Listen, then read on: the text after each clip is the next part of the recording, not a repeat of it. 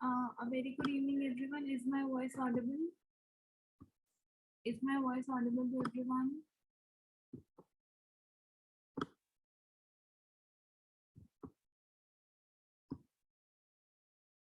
Okay. किसी को कुछ डाउट तो नहीं है? Anyone has any doubt? 2 tissues हमारे कंप्लीट हो गए, किसी को कोई डाउट तो नहीं है? Anyone has any doubt? No. Okay. So the third tissue that we are going to study is called as a striated muscle. No, sorry. Muscular tissue. Muscular tissue मतलब इट्स इन मसल में present होगा हमारी। अब muscle कहाँ कहाँ पे होते हैं हमारी बॉडी में? एक 3 टाइप की मसल्स होती हैं हमारी बॉडी में। कौन कौन सी मसल्स होती हैं? एक होती है स्केलेटल मसल्स, दूसरी होती है कार्डियक मसल्स एंड तीसरी होती है स्मूथ मसल्स। कार्डियक नाम से समझ आ रहा है, it is present in your heart.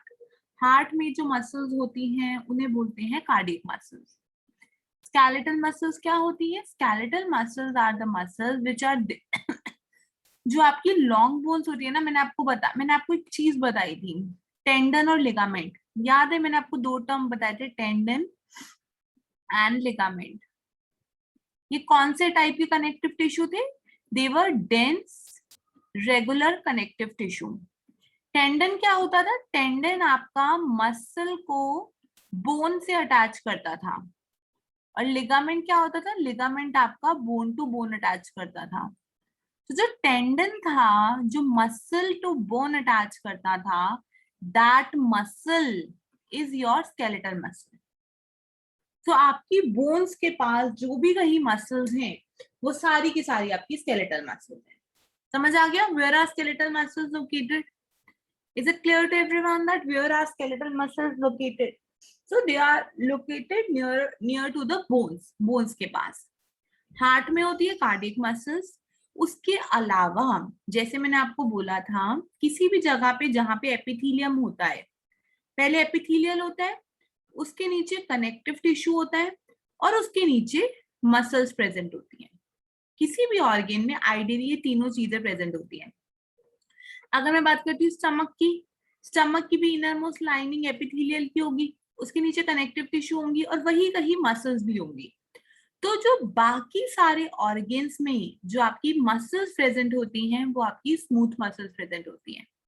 जो बोन्स के पास मसल्स होंगी वो स्केलेटल मसल्स होंगी, जो हार्ट के अंदर होंगी वो कार्डियक होंगी, और उसके अलावा पूरी बॉडी में जिस भी ऑर्गन के पास आपकी मसल्स प्रेजेंट है वो होगी आपकी स्मूथ मसल। यहां तक क्लियर है सबको? Is it clear till this point? Yes or no? Is it clear till this point? Yes or no? These are some basic point about all the muscles. Ma'am एक tendon वाला point ये था। अच्छा मैं बता रही हूँ, स्केलेटल मसल में ही है। मैंने आपको बोला था कि आपका टेंडन्स एंड लिगामेंट होते हैं, ये दोनों बहुत। Ma'am please repeat once about cardiac. अच्छा चलो ठीक है, मैं पढ़ा रही हूँ। टेंडेंस और लिगामेंट ये 2 चीजें होती हैं। ये क्या होती हैं? ये होते हैं आपके डेंस रेगुलर कनेक्टिव टिश्यू। उसके टाइप पढ़े थे ना, याद अगर आपको आ रहा हो तो हमने पढ़ा था डेंस रेगुलर कनेक्टिव टिश्यू के 2 टाइप होते हैं, एक होता है टेंडन, एक होता है लिगामेंट। टेंडेंस क्या करते हैं? टेंडेंस आपकी मसल्स को बोन से अटैच करते हैं। जितनी भी आपकी बॉडी में बोन्स है उनको प्रोटेक्ट करने के लिए वहां मस्कुलर मास होता है, वो मसल्स को बोन से अटैच करने का काम करता है टेंडेंस, और आपकी बोन टू बोन अटैच करने का काम करता है लिगामेंट। तो सिंस मैंने आपको बोला मसल्स टू बोन अटैच करना टेंडन करता है, ये मसल्स है कौन सी? Which are these muscles? These muscles are your skeletal muscles. Clear हुआ ये पॉइंट सोनाली आपको टेंडन वाला? इज इट क्लियर और not? Now is it clear या क्या डाउट है आपको? क्लियर, ठीक है। तो लता एक बार हम लोग एक एक करके पढ़ाती हूँ, तो मैं साइड बाय साइड आपको तीनों पढ़ा दूंगी। तो this is where skeletal muscles are located. अब मैं अगर आपको बोलूं skeletal muscles are attached to the bones through the tendons. तो समझ आया ना कि स्केलेटल मसल कहाँ प्रेजेंट होते हैं? They are attached to the bones through your tendons. अब इनका स्ट्रक्चर दिखने में कैसा होता है? इनका जो स्ट्रक्चर होता है ना वो दिखने में, वो एक लॉन्ग सिलेंड्रिकल, ये क्या होते हैं? ये आपके लॉन्ग सिलेंड्रिकल फाइबर्स होते हैं. These are your long cylindrical fibres. And इन फाइबर्स के बीच बीच में there are striations. There are striations. Striations होती हैं इन लॉन्ग सिलेंड्रिकल फाइबर्स के अंदर. स्ट्राइएशंस क्या होती हैं? कहीं एक डार्क होगी स्ट्राइएशन, एक लाइट होगी. ऑल्टरनेटिवली आपकी लाइट और डार्क स्ट्राइएशंस होती हैं आपकी स्केलेटल मसल्स में. स्ट्राइएशंस होती क्या है? Striations are the striations have repeated functional units called sarcomere. So देखो, आपकी पतली पतली स्ट्राइएशंस होती हैं. ये थोड़ी डार्क है, ये थोड़ी लाइट सी है, फिर डार्क मतलब डबल डबल है, फिर थोड़ी लाइट. ये स्ट्राइएशंस बनी किसकी होती है? ये स्ट्राइएशंस बनी होती हैं छोटे छोटे सेल्स की, जिसे हम बोलते हैं sarcomeres. So these striations are made up of sarcomere. अब सार्कोमेयर करता क्या है? सार्कोमेयर आपकी मसल्स के अंदर कॉन्ट्रैक्शन करने में हेल्प करता है. यहाँ पे फोर्स जनरेट करता है और इनको कॉन्ट्रैक्ट करने में हेल्प करता है. सो जहां पे भी, अब मुझे एक बात बताओ, आपकी जो बोन्स है, बोन्स के बाहर मसल्स है, मसल्स सारी बोन्स के आसपास हैं. आप जब भी एक्सरसाइजेस करते हो तो जो कॉन्ट्रैक्ट करता है ना, जो ऐसे कॉन्ट्रैक्शन होता है, फ्लेक्सिबिलिटी आती है, वो मसल्स के थ्रू आती है. तो वो कॉन्ट्रैक्शंस या फोर्स जनरेट कौन करता है?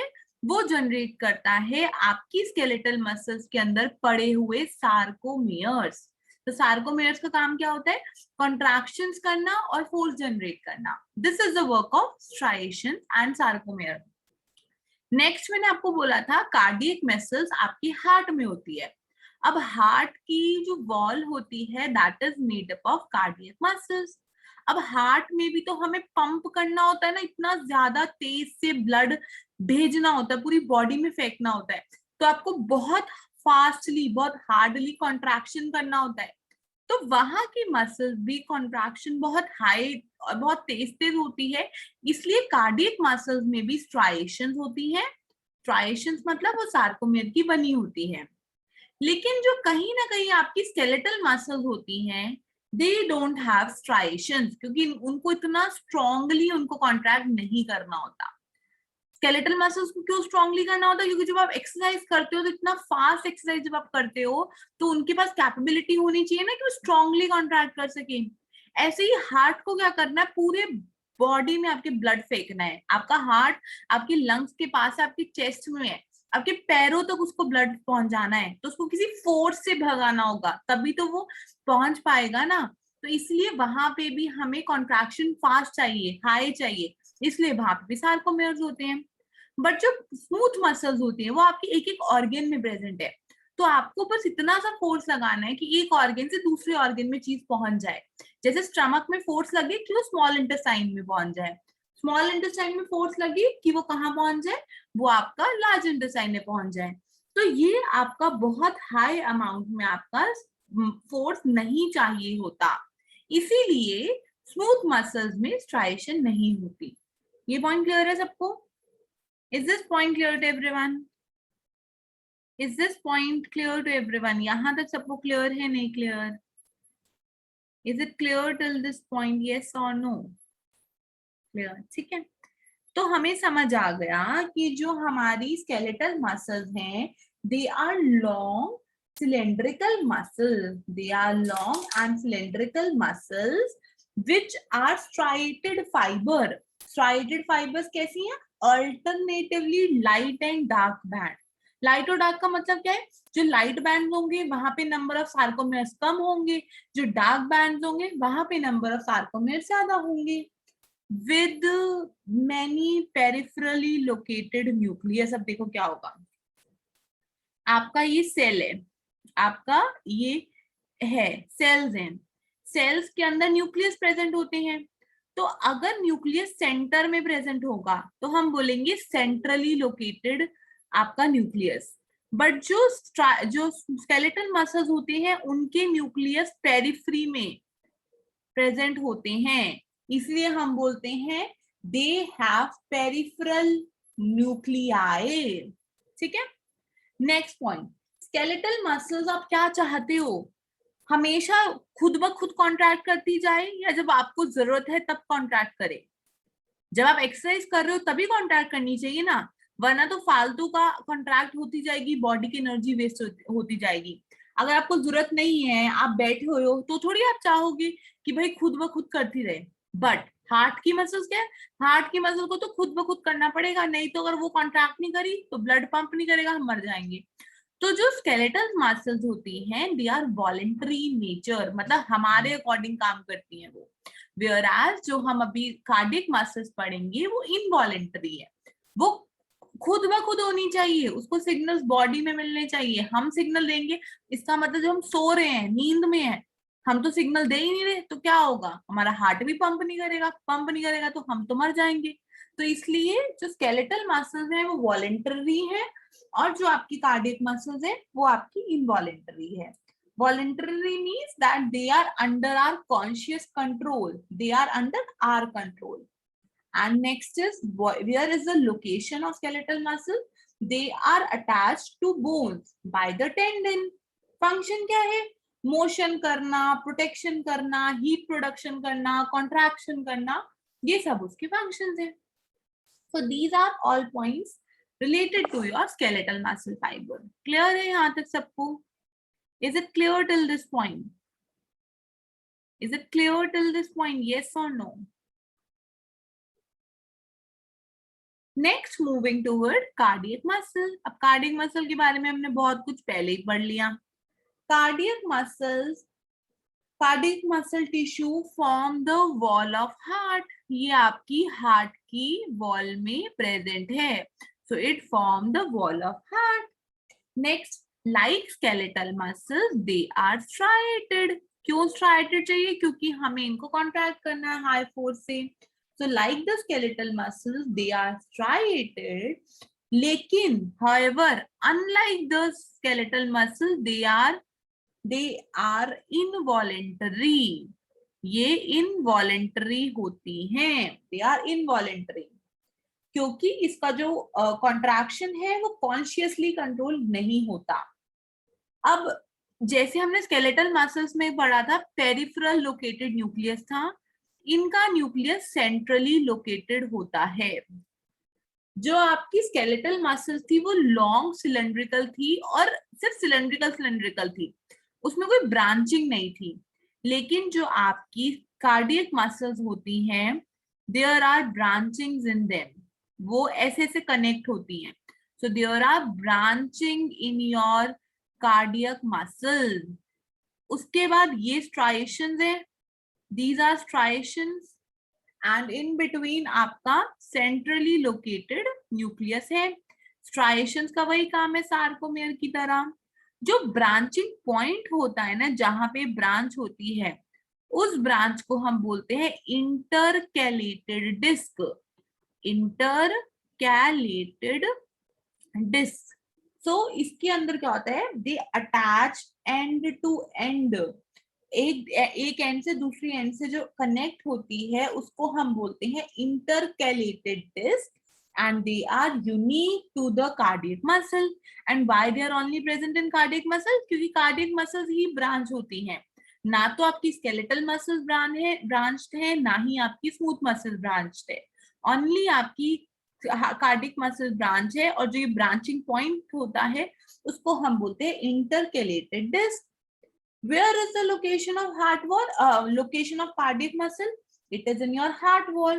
Function क्या है? Pump blood to all the parts of your body. So this is all about your cardiac muscle. Clear? I hope ये clear होगा सबको. I hope is it clear to everyone.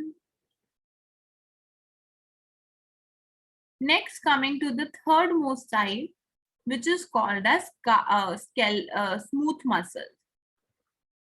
Smooth muscles कहाँ present होती है? Smooth muscles आपकी एक तो present होती है ऑर्गेन्स में, डिफरेंट डिफरेंट ऑर्गेन्स में प्रेजेंट होती है, जैसे कि wall of blood vessel, lungs में, इंटेस्टाइन में, गॉल ब्लैडर में, यूरिनरी ब्लैडर में.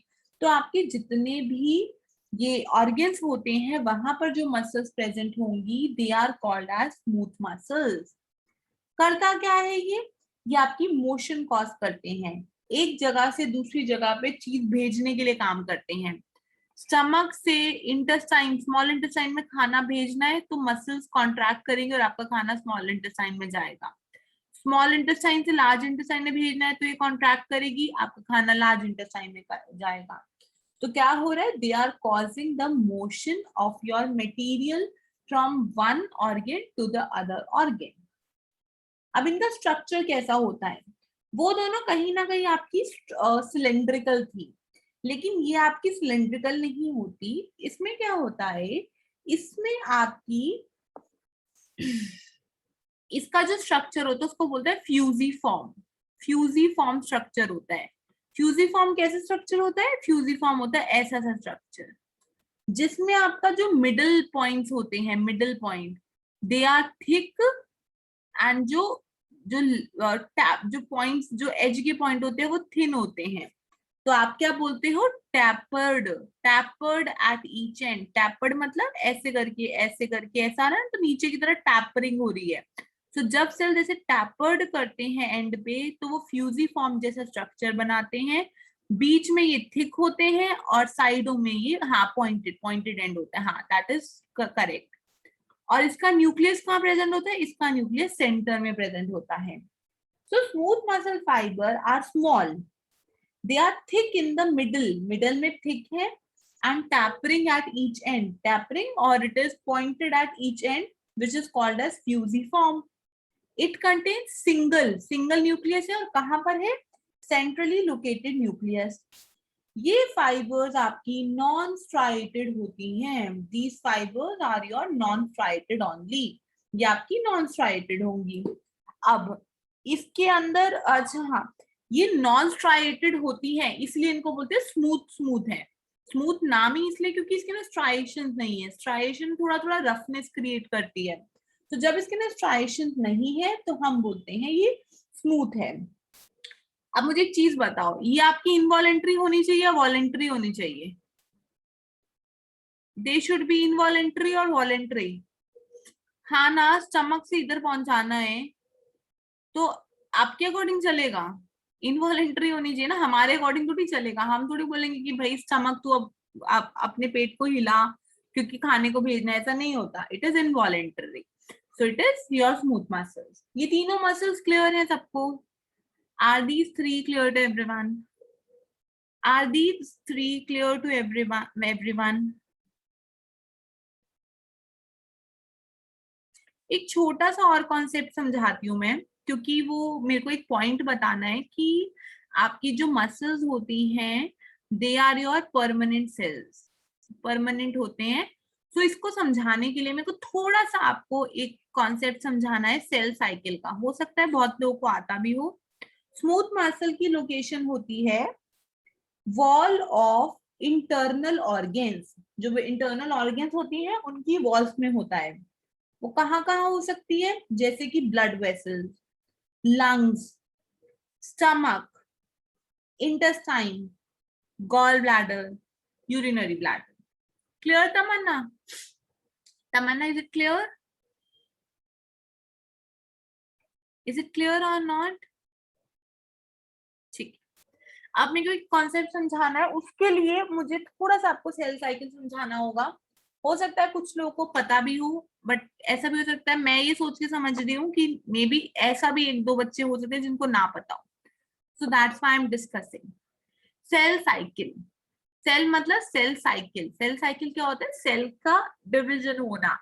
सेल के अंदर साइकिल हो रही है, एक सेल से दो सेल बन रहे हैं, दो सेल से चार सेल बन रहे हैं, चार सेल से पांच सेल बन रहे हैं।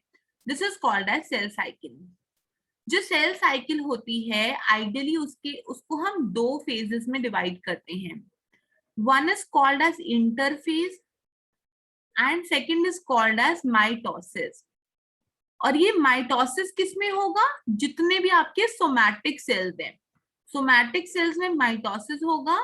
वेयर एज जो आपकी जर्म सेल्स है, जर्म सेल्स होते हैं आपकी सेक्स जो सेल्स होते हैं, जो जर्म सेल्स होते हैं उसमें माइटोसिस नहीं होता, उसमें माइटोसिस की जगह मियोसिस होता है। बट इंटरफेज दोनों में होगा। पहला फेज इंटरफेज होगा, अगर वो सोमैटिक सेल है तो उसके बाद माइटोसिस होगा। अगर वो जर्म सेल या सेक्स सेल है, दोनों सेम होते हैं जर्म और सेक्स सेल, तो वो मियोसिस होगा। ये पॉइंट मैंने आपको पहले भी बताया था, माइटोसिस मियोसिस के बीच में डिफरेंस। बट अभी हमें पढ़ना है थोड़ा सा अबाउट इंटरफेज और माइटोसिस, तो इसको भी हटा दो, माइटोसिस को। मैं एक जर्नल आपकी बात कर रही हूँ। इंटरफेज और माइटोसिस दो चीजें होती हैं। इंटरफेज के तीन स्टेजेस होते हैं, G1, S, G2 एंड उसके बाद माइटोसिस को हम M से रिप्रेजेंट करते हैं। तो क्या होता है, G1 से पहले S में जाता है, S से G2 में जाता है, G2 से M में जाता है, और M से दोबारा G2 में भी जा सकता है, या फिर G0। हाँ वही बता रही वही चीज बता रही। सो G0 में भी जा सकता है। M में गया, M में जाने के बाद ये जब एक बार हो गया कंप्लीट, तो एक सेल से दो सेल बन गए। अगली चीज क्या हो सकती है, एक सेल से दो सेल बन गए, दो से चार बनाने हैं तो दोबारा जीवन में जाएगा। अगर दो से चार बनाने हैं तो दोबारा आपका जीवन में चला जाएगा। लेकिन अगर आपको सेल साइकिल आगे बढ़ानी नहीं है, आपको स्टॉप कर देना है, तो आपका सेल चला जाएगा G0 फेज में। ये समझ आया G0 फेज क्या होता है? G0 फेज में सेल साइलेंट पोजीशन में होता है, वो डिवाइड नहीं करता। लेकिन अगर वो एक बार जीवन में चला गया तो वो कहीं ना कहीं डिविजन होके M तक पहुंचेगा। बट अगर वो G0 में बैठा है, मतलब वो साइलेंट बैठा है, उसमें डिविजन नहीं हो रही, M के बाद M में जाने के बाद उसके पास ऑप्शन होता है या तो दोबारा जीवन शुरू कर दे या फिर G0 में चला जाए। यहां तक क्लियर हुआ सबको? यहां तक सबको क्लियर है? यहां तक सबको क्लियर है? यस और no?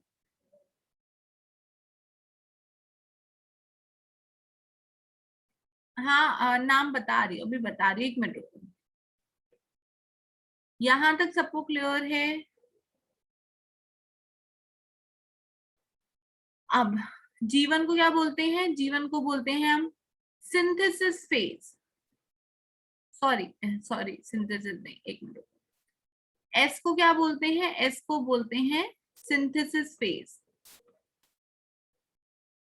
S is called as synthesis phase, तभी इसका नाम है एस। एस नाम ही इसलिए क्योंकि इसके अंदर सिंथेसिस होती है, तो सिंथेसिस फेज। उसके बाद जो आपका जीवन होता है, दैट इज कॉल्ड एज, वो सिंथेसिस से पहले वाला स्टेज है, सो इसे बोलते हैं pre synthetic phase. Pre synthetic phase. और G2 आपका सिंथेसिस के बाद है, तो इसे बोलते हैं पोस्ट सिंथेटिक फेज। और it is also called as, ये माइटोसिस से तो पहले हो रहा है ना, तो it is also called as pre mitotic phase. And G0 में क्या कर रहा है? G0 में सेल आपका शांति से चुपचाप बैठा है, डिवाइड नहीं कर रहा, इसलिए क्विसेंट फेज। क्लियर यहां तक सबको?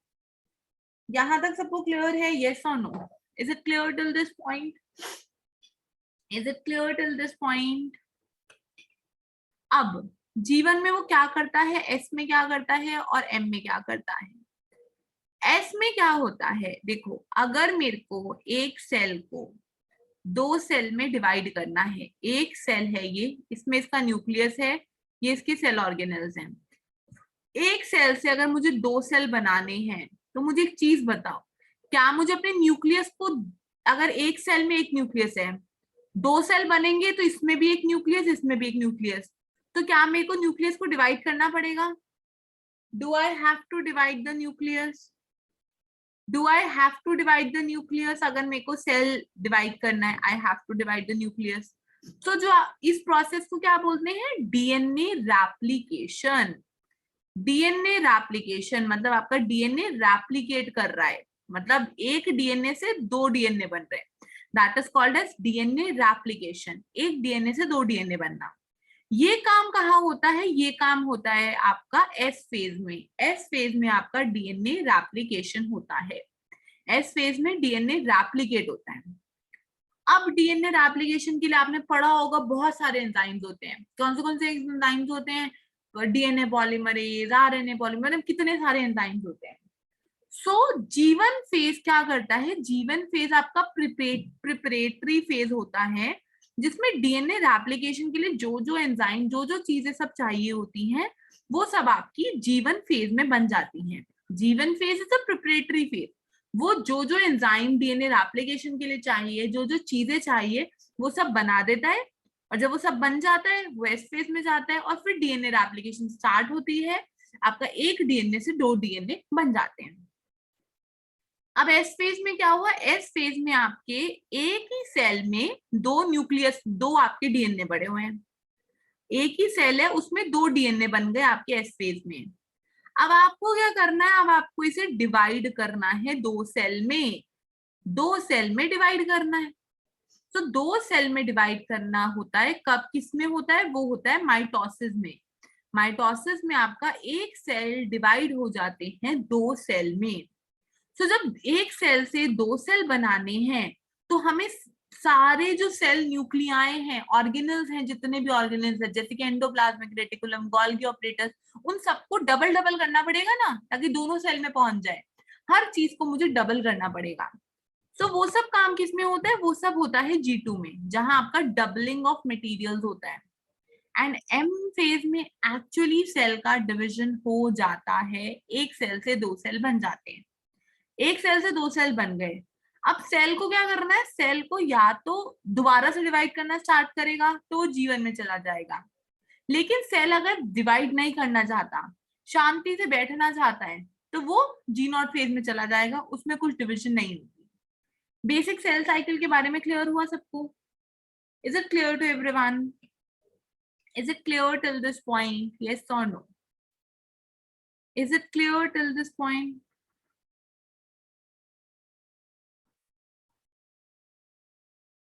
Is it clear till this point? अब मैंने ये सब राम कथा सुनाई, ये तीन टाइप ऑफ सेल समझाने के लिए। तीन टाइप के सेल्स होते हैं हमारी बॉडी में। एक होता है लायबल सेल, दूसरा होता है स्टेबल सेल्स, और तीसरा होता है परमानेंट सेल्स। लायबल सेल्स वो होते हैं G2 में क्रोमोसोम नंबर सेम रहेगा और डीएनए, एस में आपका डबल हो गया क्रोमोसोम नंबर, एस में आपका डबल हो गया तो G2 में ही डबल रहेगा। G2 में भी आपका क्रोमोसोम डबल ही रहेगा, लेकिन दोबारा और डबल नहीं होगा।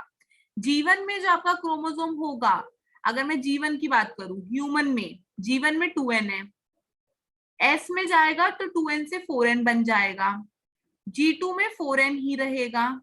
और जब वो M में जाएगा तो M में चार फेजेस होते हैं, प्रोफेज, मेटाफेज, एनाफेज, टीलोफेज।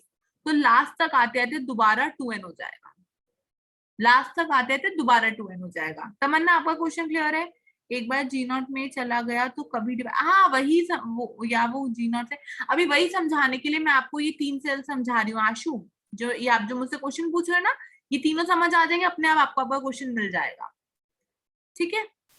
अब क्या है? अब मैंने बोला तीन काइंड के सेल्स होते हैं आपके, labile, stable and permanent. Labile cells वो होते हैं जो आपकी बॉडी में कॉन्टिन्यूसली हर टाइम डिवाइड करते रहते हैं, जो रुकते नहीं है। हमेशा जीवन से गया एस में, G2 में, M में, दोबारा जीवन में, ऐसे ऐसे गोल गोल गोल घूमते रहते हैं। वो G0 में कभी नहीं जाते, वो हमेशा घूमते रहते हैं। क्यों घूमते रहते हैं? क्योंकि ये सेल हमारी बॉडी में बहुत जल्दी जल्दी ब्रेक डाउन भी होते रहते हैं, खराब भी होते रहते हैं। तो हमें बॉडी को क्या करना है? हमारी बॉडी को बार बार इसको बनाते जाना है, बनाते जाना है, बनाते जाना है। तो लाइबल सेल्स वो सेल्स होते हैं जो कॉन्टिन्यूसली डिवाइड होते जाते हैं।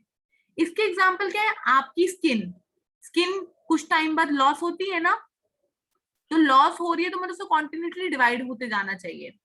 तो वो जीवन से हमेशा एम और ऐसे घूमती रहती है, वो कभी भी जी नॉट में नहीं जाती। सो स्किन ऐसा एग्जाम्पल होता है। आपके जो जीआईटी के सेल्स होते हैं ना, वो भी कॉन्टिन्यूसली खराब होते हैं, नए बनते हैं, खराब होते हैं, नए बनते हैं, वो भी ऐसे होते हैं।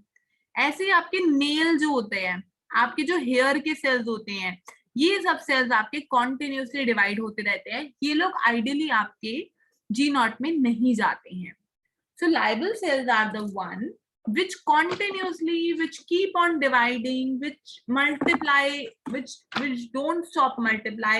They multiply all the time. Her time multiply करते जाते हैं, करते जाते हैं, करते जाते हैं, करते जा रहे हैं। मतलब वो M से G1 में जा रहे हैं, G नॉट में नहीं जा रहे, क्योंकि G नॉट में चले गए मतलब वो रुक गया, डिविजन रुक गया। बट बॉडी के ऐसे सेल जो ब्रेक भी हो रहे हैं बॉडी में और बन भी रहे हैं, ब्रेक भी हो रहे हैं, बन भी रहे हैं, ब्रेक भी हो रहे हैं, बन भी रहे हैं। अगर ब्रेक नहीं हो रहे होंगे, खराब नहीं हो रहे होंगे, तो क्या होगा? वो तो एक्सेस हो जाएगा ना बॉडी में, कैंसर हो जाएगा। बट ये सिर्फ उन्हीं सेल्स में हो सकता है जो बॉडी में कॉन्टिन्यूसली ब्रेक भी होते हैं, इसीलिए उनको नए भी बनाने पड़ते हैं।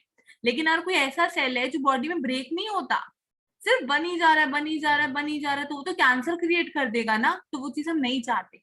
लेकिन जो सेल्स कॉन्टिन्यूसली, हेयर आपके टूटते रहते हैं तो नए बनने भी तो जरूरी है ना, नेल्स आपके टूटते रहते हैं तो नए बनने भी तो जरूरी है ना, स्किन सेल्स आपके लॉस होते जाते हैं, शेड होते जाते हैं, तो नए बनने भी तो जरूरी है ना। तो ये सेल्स होते हैं लाइबल सेल्स। लाइबल क्लियर है सबको? Is labile clear to everyone? Is labile clear to everyone? अब नेक्स्ट होता है स्टेबल सेल्स। स्टेबल सेल ऐसे होते हैं जो बॉडी में नॉर्मली डिग्रेड नहीं करते हैं, जिसमें डिग्रेडेशन नहीं होता है नॉर्मली। तो क्या होगा? उनको बार बार डिवाइड करेंगे अगर हम, लाइबल सेल बना देंगे तो क्या होगा? वो तो हमारी बॉडी में कैंसर क्रिएट कर देगा। तो इसलिए जो सेल्स बॉडी में नॉर्मली डिग्रेड नहीं करते, वो सेल क्या करते हैं, जब एक स्पेसिफिक नंबर जितना चाहिए था उतना बन गए, उसके बाद वो जी नॉट में जाके बैठ जाएंगे। वो क्या करेंगे? जी नॉट में जाके बैठ जाएंगे, सालों सालों तक जी नॉट में बैठे रहेंगे, कोई दिक्कत नहीं होने। जब उन्हें लगेगा कि बॉडी में कोई ऐसी इंजरी हो रही है जिसकी वजह से ये मेरा ऑर्गन खराब हो रहा है और मेरे को अपना सेल बढ़ाना है, तब उनको स्टिमुलस मिलता है और वो जीवन में चले जाते हैं। सो जब टाइम आता है, जब कोई स्टिमुलस आता है, तभी वो अपने आप को स्टार्ट रेप्लिकेटिंग करते हैं, जी नॉट से जीवन फेज में चले जाते हैं। जैसे कि हमारा लिवर सेल, हमारे किडनी के सेल्स, हमारे पैनक्रियास के सेल्स, ये सब जितना नंबर चाहिए उतना बन गया एक बार, उसके बाद और नहीं बनेगा, उसके बाद जी नॉट में जाके बैठ जाएंगे। लेकिन किसी रीजन की वजह से अगर आपका लिवर डैमेज हो गया तो क्या होगा? स्टिमुलस मिलेगा, भाई लिवर के सेल मर गए, अब तू नए सेल बना, तो वो जी नॉट से जीवन में चला जाएगा।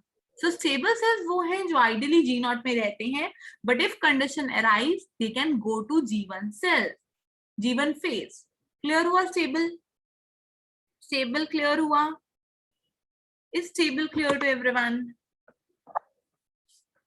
Is stable one clear to everyone? Is stable clear to everyone? अब मुझे एक बात बताओ, परमानेंट क्या होंगे? ऐसे सेल एक बार डिवाइड हो गए, फिर चले गए जी नॉट में, दोबारा चाहे सेल मर जाए लेकिन वो जीवन में वापस नहीं आएंगे, वो जीवन में वापस आएंगे ही नहीं, मतलब जीवन में वापस नहीं आएंगे, वो जी नॉट में ही रहेंगे जिंदगी भर। ये होते हैं हमारे नर्व सेल। नर्व सेल नहीं, ये थोड़ा गलत लिख रहे हो आप Tamanna, it is neuron. Nerve cells में आपके न्यूरॉन्स भी आते हैं, न्यूरोग्लिया भी आता है, बहुत सारी चीजें आती है जब नर्व सेल की बात करते हैं। नर्व के सेल्स बहुत सारे होते हैं, न्यूरॉन्स, न्यूरोग्लिया, बहुत सब चीजें।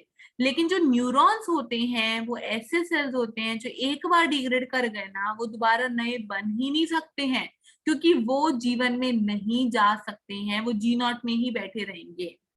ऐसे ही आपकी जो मसल्स होती हैं, मसल्स के अंदर जो आपकी दो काइंड ऑफ मसल्स होती हैं which are called as skeletal muscles and your cardiac muscles. They are also permanent cells. एक बार खराब हो गया वो सेल तो दोबारा सरवाइव नहीं करेगा, लेकिन स्मूथ मसल्स प्रोलिफरेट कर सकते हैं दोबारा, इसीलिए हम स्मूथ मसल को स्टेबल सेल्स में डालते हैं।